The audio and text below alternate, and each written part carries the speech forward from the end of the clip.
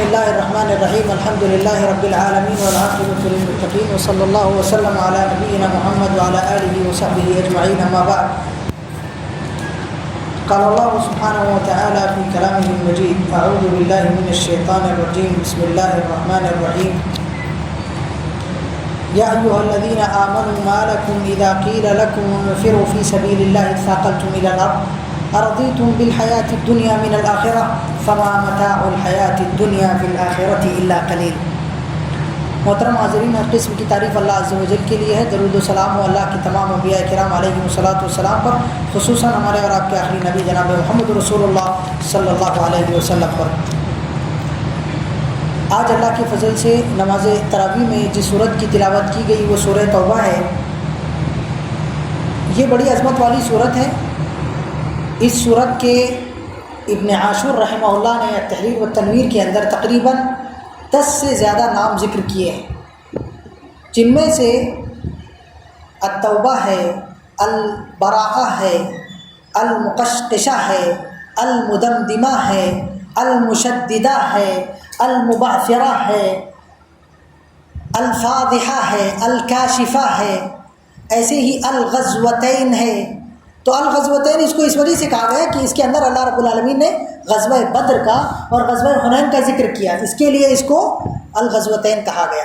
میرے بھائیوں، اب یہاں پر عام طور پہ جو 2 بڑے مشہور نام ہیں اس سورت کے، وہ ہے سورۃ التوبہ اور سورۃ البراءہ، اور ان دونوں ناموں کو اللہ رب العالمین نے بڑی حکمت کے ساتھ میں اختیار کیا ہے۔ دونوں ناموں کو ذکر کر کے اللہ رب العالمین نے اس سورت کا مقصد بتا دیا ہے، ٹھیک ہے۔ سب سے پہلا نام سورۃ البراءہ۔ اب اللہ رب العالمین نے اس سورت کے اندر دراصل کافروں سے، مشرکوں سے، منافقوں سے، ملحدوں سے برات کا اظہار کیا ہے۔ سورت کی ابتدا ہی میں اللہ رب العالمین فرماتا ہے براءۃ من اللہ ورسولہ الی الذین عاہدتم من المشرکین۔ یہ اللہ کی طرف سے یہ جو فرمان نازل ہو رہا ہے اللہ رب العالمین کا، یہ اللہ کی طرف سے برات کا اعلان ہے، اس کے رسول صلی اللہ علیہ وسلم کی طرف سے برات کا اعلان ہے ان کافروں، ان مشرکوں سے جن سے آپ نے عہد و پیمان کیا ہوا ہے۔ 4 مہینے جاؤ، گھومو پھرو ٹہلو، اور اگر 4 مہینے کے اندر آپ اسلام کے اندر نہیں آئے تو آپ کے ساتھ میں جنگ جدال شروع۔ اسی لیے اللہ رب العالمین نے برات کے اظہار پر اکتفا نہیں کیا، بلکہ سورہ برات کے اندر اللہ رب العالمین نے کافروں کے ساتھ، مشرکوں کے ساتھ، منافقوں کے ساتھ میں جتنی مرتبہ جہاد کا حکم دیا کسی اور سورت کے اندر نہیں دیا۔ میں ایک ایک آیت آپ کے سامنے پڑھ رہا ہوں، اختصار کے ساتھ میں آپ دیکھتے جائیں۔ اللہ رب العالمین فرماتا ہے فَإِذَا انْسَلَخَ الْأَشْهُرُ الْحُرُمُ فَاقْتُلُوا الْمُشْرِكِينَ حَيْثُ وَجَدتُّمُوهُمْ۔ اشہر حرم گزر جائے، حرمت والے مہینے چلے جائے تو مشرکین جہاں ملے وہاں پکڑ کے کاٹو۔ اللہ رب العالمین نے فرمایا قاتلوہم یعذبہم اللہ بایدیکم ویخزہم وینصرکم علیہم ویشفی صدور قوم مؤمنین۔ اے مومنو، ان کافروں سے آپ کیا کرو؟ قتال کرو۔ اللہ تمہارے ہاتھوں کے ذریعے انہیں ذلیل کرے گا، رسوا کرے گا، عذاب دے گا، اور مومنوں کے دلوں کو اللہ ٹھنڈک و سکون پہنچائے۔ ایسے اللہ رب العالمین نے فرمایا یا ایھا النبی جاہد الکفار والمنافقین واغلظ علیہم۔ اے نبی صلی اللہ علیہ وسلم، کافروں سے، منافقوں سے جہاد کیجیے اور ان پر شدت کیجیے، سختی کیجیے۔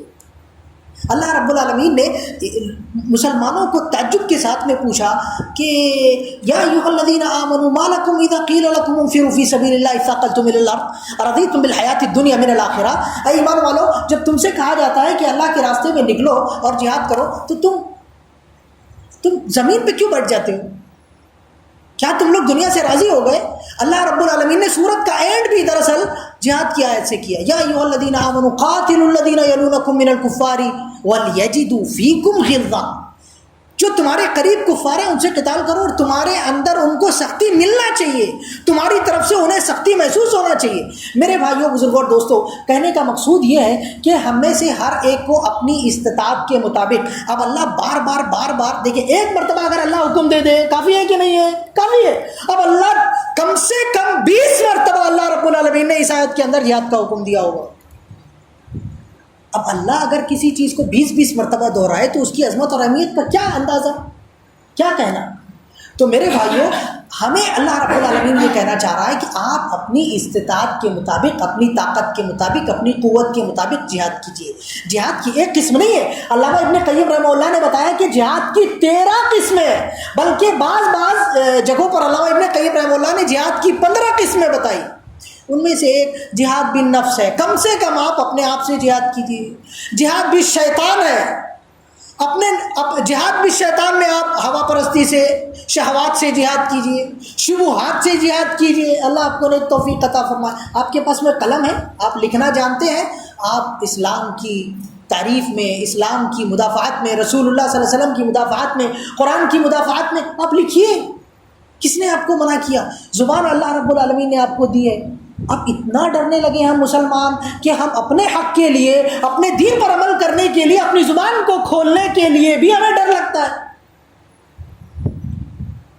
کیا میرے بھائیو، یہ واقعی معنوں میں وہ اللہ جو ہم سے کہہ رہا ہے یا ایھا الذین آمنوا وجاہدوا فی اللہ حق جہادہ هو اجتباکم وما جعل علیکم فی الدین من حرج ملۃ ابیکم ابراہیم۔ اللہ کہہ رہا ہے اللہ کے راستے میں جیسے جہاد کرنا چاہیے ویسے جہاد کرو۔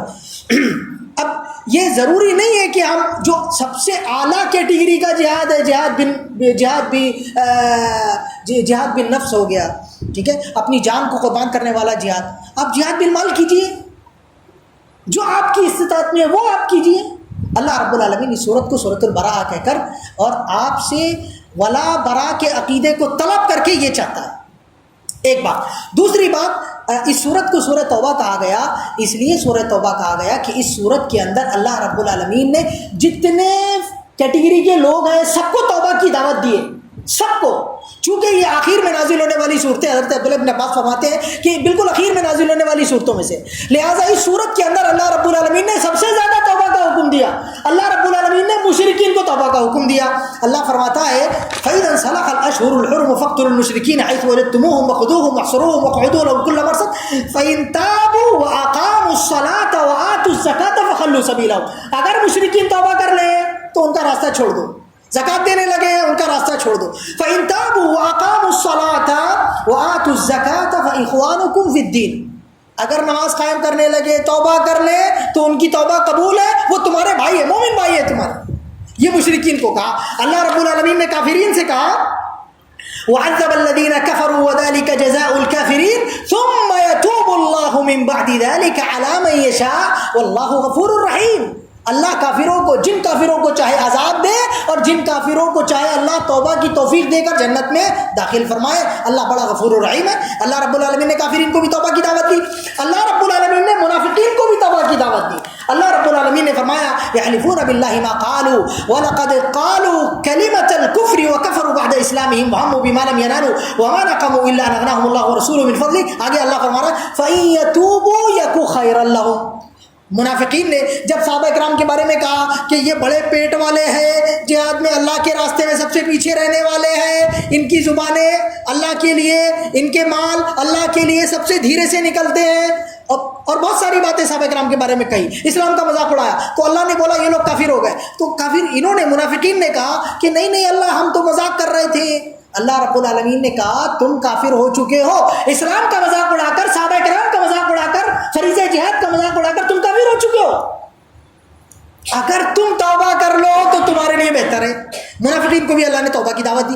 ایسے اللہ رب العالمین نے، میرے بھائیوں، جو ہم میں سے، دیکھیں ہم میں سے کوئی ایسا نہیں ہوگا جنہوں نے گناہ نہ کیا ہو، اور ہم میں سے الحمدللہ سبھی لوگوں کو اللہ کی توفیق ہے، روزہ رکھ رہے ہیں، نماز پڑھ رہے ہیں، نیک کام بھی کر رہے ہیں، لہٰذا ہمارے پاس میں گناہ بھی ہے، نیکی بھی ہے، دونوں ہے۔ اللہ رب العالمین نے فرمایا وآخرون اعترفوا بذنوبهم خلطوا عملا صالحا وآخر سيئا عسى الله ان يتوب عليهم۔ اللہ رب العالمین نے ہم ہی لوگوں کا ذکر کیا اور فرمایا کہ انہیں اپنے گناہوں کا اعتراف بھی ہے اور یہ اللہ کے راستے میں اصلاح کی کوشش بھی کر رہے ہیں، اللہ ضرور ان کو معاف فرمائے گا۔